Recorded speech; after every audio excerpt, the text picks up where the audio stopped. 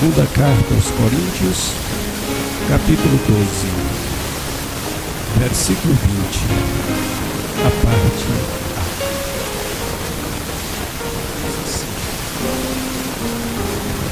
Porque receio que, quando chegar, vos não ache como eu quereria, e eu seja achado de vós como não quereríeis. A tradução atualizada vai dizer como eu gostaria, porque eu receio que quando eu chegar vos não ache como eu gostaria. Esse é o apóstolo Paulo escrevendo à igreja de Corinto. E eu seja achado de vós como vocês não gostariam. Amém. E o apóstolo Paulo está trazendo aqui para nós uma palavra para refletirmos. Ele está registrando um desejo seu com relação à igreja de Corinto. Este texto que o apóstolo Paulo escreveu já tem quase 2000 anos. E parece-nos que ele é para nós, hoje, para o século 21, para esse momento que estamos vivendo. Porque, amados, esse relacionamento igreja-pastor, pastor-igreja, ele é muito comum na nossa vida. Por outro lado, a própria Bíblia diz que tudo aquilo que hoje existe já foi. E aquilo que nós estamos vivendo também será. Ou seja, a Bíblia nos informa que a vida é um ciclo, ou seja, é formada de ciclos, e aquilo que serviu para a igreja em Corinto há quase 2000 anos atrás, também vale para nós hoje. São princípios esposados na palavra de Deus, que a igreja precisa dele hoje, precisa entender, precisa conhecer e precisa colocar em prática principalmente. E o que Paulo vem trazer para nós hoje aqui é uma grande preocupação que ele tem. Ele está às vésperas de uma nova visita à igreja de Corinto. E eu disse aqui no culto passado que esta já era a terceira vez que Paulo ia àquela igreja. E embora sendo a terceira vez, e Paulo já tendo escrito uma carta antes, Paulo faz esta nova carta para em seguida ir visitar aquela igreja. E ele está com essa preocupação. E ele diz assim para eles: olha, eu estou preocupado de chegar aí e encontrar uma igreja de uma forma que eu não gostaria que estivesse. E da mesma forma, vocês encontrem em mim um pastor que vocês também não gostariam que fosse dessa forma. Irmãos, o que é que Paulo quer dizer para nós hoje? Ele está dizendo que existia na sua época igrejas que não estavam ao gosto do seu pastor, e que existiam pastores que não estavam ao gosto da sua igreja. Ou seja, a igreja poderia estar numa situação que não era sonhada pelo pastor, e o pastor também, às vezes, viver numa situação que não era sonhada pela igreja. Queridos, e aqui nós estamos revivendo esse momento, e às vezes esta é a realidade nossa. Muitas vezes, será que somos a igreja dos sonhos do nosso pastor? Será que somos pastor dos sonhos da nossa igreja? Será que existe a igreja perfeita aqui na terra? Será que existe o pastor perfeito aqui na terra? Em algum momento nós temos que refletir sobre isso. Em algum momento nós temos que pensar sobre isso. Em algum momento nós temos que viver esta situação e esta realidade. Paulo diz assim: olha, meus irmãos, eu estou indo aí vê-los. Estou ansioso por vê-los, mas eu estou com essa preocupação. Será que vocês estão do jeito que eu gostaria que vocês estivessem? Queridos, todo pastor tem um sonho para a igreja que dirige. Todo pastor sonha com um crente que se adeque àquilo que ele ensina aquilo que ele entende ser a revelação de Deus para a sua vida como pastor. E por que eu estou trazendo isso a lume esta noite? Para refletirmos. Será que nós estamos sendo fiéis àquilo que ouvimos no púlpito da igreja? Será que nós estamos procurando obedecer ao ensino ministrado aqui nos cultos de doutrina? Será que nós estamos sendo crentes conforme a Bíblia Sagrada? Porque, amados, é muito difícil e às vezes até triste a gente não ser o crente dos sonhos do pastor. Mas isso não é tudo. Vamos pensar, será que somos o crente dos sonhos de Deus? O que é mais importante? Ser um crente do sonho do seu pastor ou ser um crente do sonho do seu Deus? E se você conhece o seu pastor, e se você sabe que o seu pastor ensina a verdade, e se você sabe que o seu pastor ensina a palavra de Deus, e você não está ao gosto dele, será que estaria ao gosto de Deus?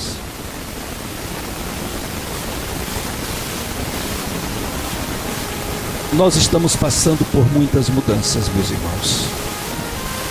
As pessoas estão mudando de forma muito rápida e de forma muito profunda. As pessoas estão alterando o seu modo de vida, a sua forma de ver as coisas, a sua forma de encarar as coisas e até a sua forma de interpretar a Bíblia. E já há pessoas que não aceitam a interpretação de outra pessoa, só aceitam a sua própria interpretação. Há muita gente hoje descartando pastores, descartando líderes espirituais, descartando ensinos doutrinários, porque entende que ele é autossuficiente, que ele mesmo pode reger a sua vida, que ele mesmo pode decidir o que é certo e o que é errado. Meus irmãos, Paulo estava com esta preocupação, imensa preocupação, e ele revela isso nesse texto. Eu estou preocupado, meus irmãos. Eu estou indo outra vez visitá-los. E eu estou certo de que viveremos alguns momentos juntos. E de que eu terei que orar com vocês, que eu terei que pregar para vocês, que eu terei que doutrinar vocês. E a minha preocupação agora é esta: será que vocês estão sendo os crentes que eu gostaria que vocês fossem? E olhem que Paulo, ele era extremamente zeloso da doutrina da palavra de Deus. E Paulo não era apenas zeloso da doutrina, ele também era zeloso dos bons costumes esposados pela igreja. Porque, irmãos, a igreja nunca viveu apenas sob a égide da doutrina. Em todos os tempos e em todos os momentos da história da igreja, ela viveu também sob a égide de bons costumes esposados pela comunidade que forma a igreja, que forma a eclésia, que forma o povo separado, o povo que deixa o mundanismo, que deixa a carnalidade, que deixa a influência material e passa a viver sob a orientação do Espírito Santo de Deus. Queridos, nós não temos apenas doutrinas escritas, não, senhores. Nós temos doutrinas costumeiras, doutrinas consuetudinárias, doutrinas que foram consagradas no dia a dia da nossa vivência. Você vai procurá-las nas páginas da Bíblia e não vai encontrar, e vai dizer: isso não está escrito aqui. Mas não deixa de ser doutrina, porque é algo que a igreja abraçou desde o seu primórdio, que faz parte da vida do crente, e sem isso o crente não é o mesmo crente.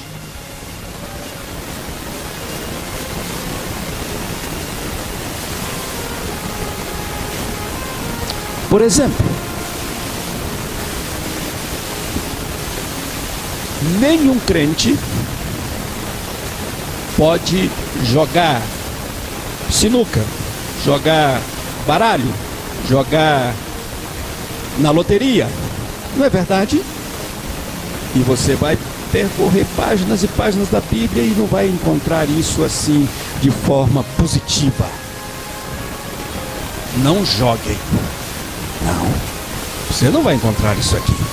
Mas você sabe que a igreja adotou isto desde o seu princípio e que é um princípio doutrinário, embora seja um mero costume, mas é doutrina da igreja.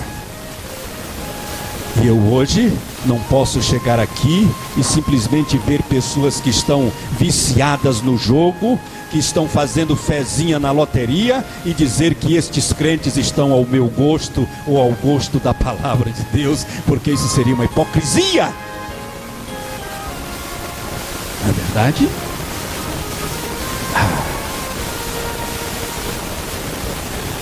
Outro exemplo, a Bíblia Sagrada, lá no livro de Deuteronômio, capítulo 22 e versículo 5, ela diz explicitamente: não haverá trajo de mulher no homem, e nem trajo de homem na mulher, porque a abominação é aos olhos de Deus.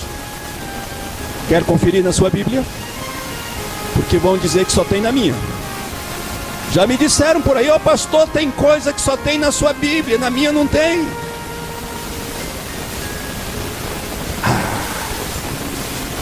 Pastor, mas isso aqui é de dúbia interpretação, nós não podemos pegar ao pé da letra, porque as coisas evoluíram, os homens evoluíram. Aí eu lhe convido para ouvir a palavra de Jesus Cristo, que disse assim: a minha palavra não há de passar, passará o céu e a terra, mas ela permanecerá para sempre.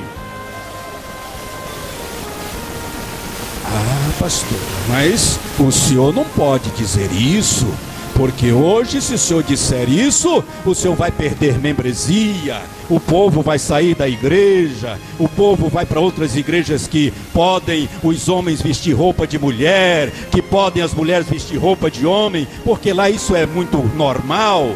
Pode até ser, mas a palavra de Deus diz o contrário. E o apóstolo Paulo está dizendo assim: eu tenho medo de chegar em Corinto e encontrar vocês de uma forma que eu não gostaria de ver. E eu lhes pergunto: qual é o pastor crente com compromisso com Deus, que vive aos auspícios do Espírito Santo, que gosta de ver um membro da igreja com vestimenta de mulher, ou uma mulher, um sexo feminino com vestimenta de homem? Isto não dá gosto a pastor nenhum, e muito menos ao Deus do céu, que foi quem escreveu esta palavra.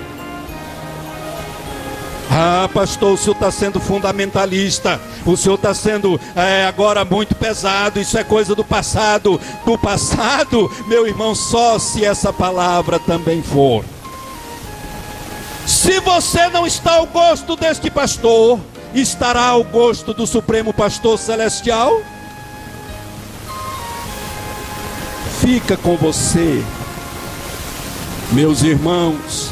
O apóstolo Paulo escreveu aqui à igreja de Tessalônica, e eu estou mostrando isso para vocês apenas para lhes provar como ele tinha razão em ter medo de encontrar a igreja de Corinto de uma forma que ele não gostaria de encontrar, porque ele diz assim, aleluia, ele diz assim, capítulo 2, versículo 9, que do mesmo modo as mulheres se ataviem em trajo honesto, com pudor e modéstia, não com tranças, ou com ouro, ou pérolas, ou vestidos preciosos. É Bíblia ou não é? Imaginem se chegasse o apóstolo Paulo na igreja de Corinto, e as mulheres com os ouros pendurados aqui na orelha, no braço, nos pés, no pescoço, como nós estamos vendo hoje acontecer na igreja. Qual seria o prazer dele?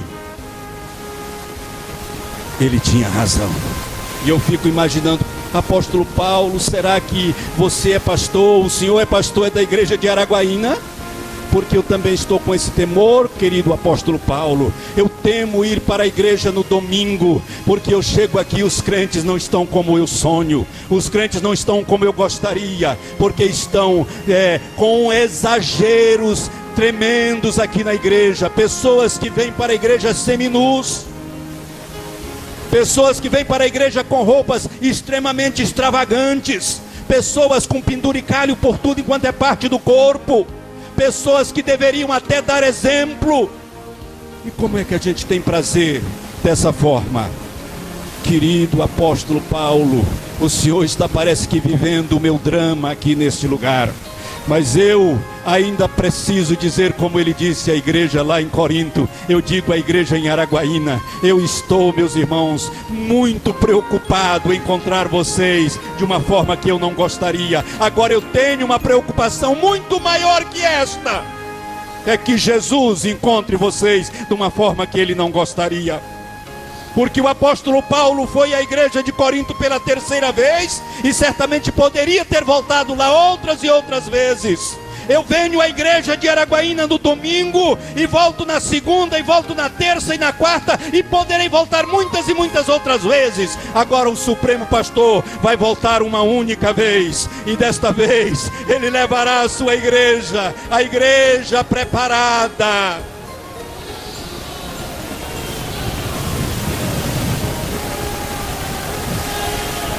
É uma única vez, uma única vez. Jesus, nesta oportunidade, não dará segunda chance para ninguém. Não.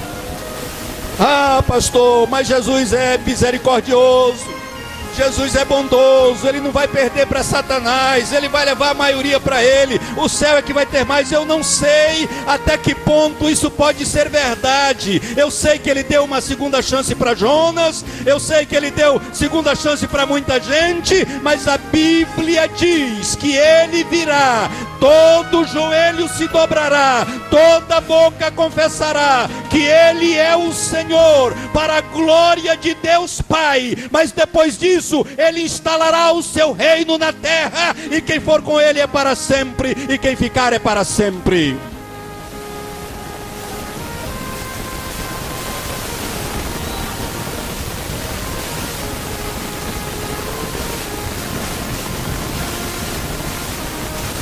Querida igreja,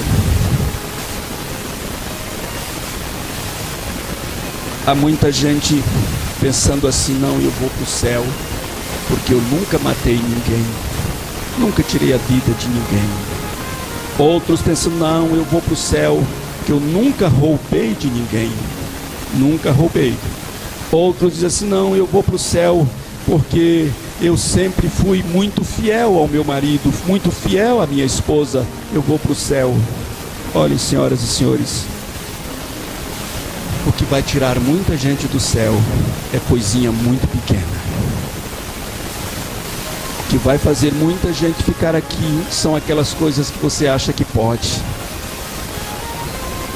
Como diz o hino, né? Tem nada a ver, não é? Não é? Virou até um refrão. Que isso, tem nada a ver. Meu irmão, isso tem muito a ver. Isso tem muito a ver. Pastor, o que é que tem, meu pastor? Eu pegar e botar uma pulseirinha aqui na minha mão. O que é que tem isso, pastor? Por que será que o apóstolo escreveu aqui? Com pudor, modéstia, não com ouro, não com pérola, não com vestidos dispendiosos. O que será? Só para preencher espaço? O apóstolo São Paulo estava precisando terminar a carta. Disse: não, eu vou ter que terminar essa carta aqui, então eu vou escrever aqui o que der na teia. Foi? Não, eu preciso completar aqui pelo menos 3 capítulos, que senão não é uma carta, não é? Então eu vou botar isso aqui. Será que foi? Cada vírgula, cada tio, cada pontinho aqui foi obra do Espírito Santo de Deus. Aqui. Eu não tenho dúvidas disso. Toda a Escritura é divinamente inspirada e proveitosa, não é?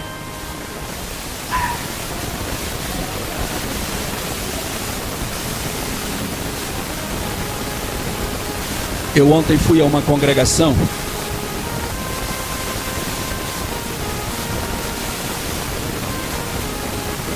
quando cheguei ali, fiquei alguns minutos esperando o pastor chegar. Ele chegou. E quando ele chegou, aconteceu um episódio que me chamou muito a atenção. Um vizinho que gosta muito dele e gosta muito da igreja estava lá esperando por ele, uma bicicleta, e dizendo a ele que estava ali pronto para ajudar a cuidar da igreja, vigiar. Podia ser de noite, a hora que eu visse qualquer movimento ele ia lá. Mas ele virou-se para o pastor e disse: pastor, mas eu queria pedir uma coisa ao senhor. Pastor, ensaio aqui de tarde, pastor. O povo está para matar um coitado de um doente que tem aqui. É uma bateria, pastor. Essa bateria parece que ela bate no mais profundo do juízo da gente. Não estão cantando, não estão nada, mas a bateria é de arrebentar. E o coitado do doente está aí.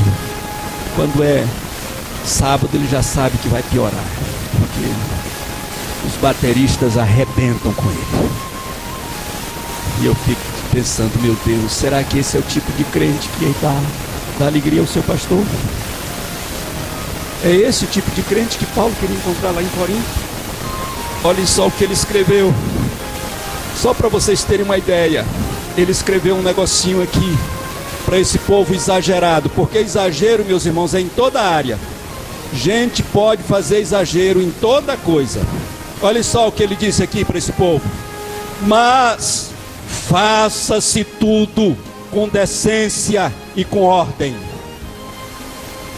Foi ele que escreveu para a mesma igreja, a mesma